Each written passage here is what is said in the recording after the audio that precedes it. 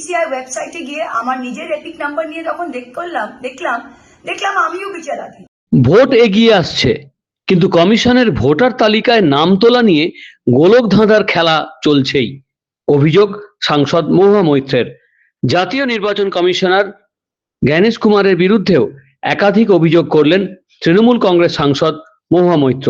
কি বললেন শুনুন। গতকাল মঙ্গলবার রাত্রির 11টা নাগাদ হঠাৎ আমাকে বহু লোক ফোন করতে আরম্ভ করে যে তারা যখন নির্বাচন কমিশনের ওয়েবসাইটে গিয়ে নিজের এপিক নাম্বার দিয়ে চেক করছে, তখন দেখা যাচ্ছে সবাই বিচারাধীন, সবাই আন্ডার অ্যাডজুডিকেশন।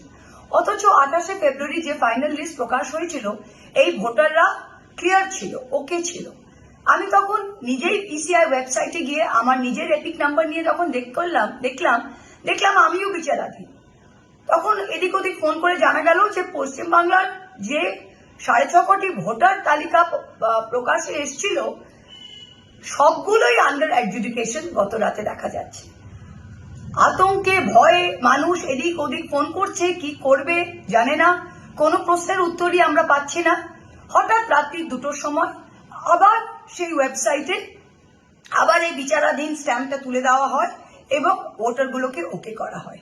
তো আমি নির্বাচন কমিশন এবং নির্বাচন কমিশনার জ্ঞানেশ কুমারকে জিজ্ঞাসা করতে চাই যে আপনারা যে এই ওয়েবসাইটটা চালাচ্ছেন, এই যে সফটওয়্যারটা ইউজ করছেন, এটা তো আমাদের টাকায়, হাজারো কোটি টাকা ট্যাক্স পেয়ারদের টাকা নিয়ে আপনারা নির্বাচন কমিশন চালাচ্ছেন, আপনারা এই সফটওয়্যারটা ইউজ করছেন।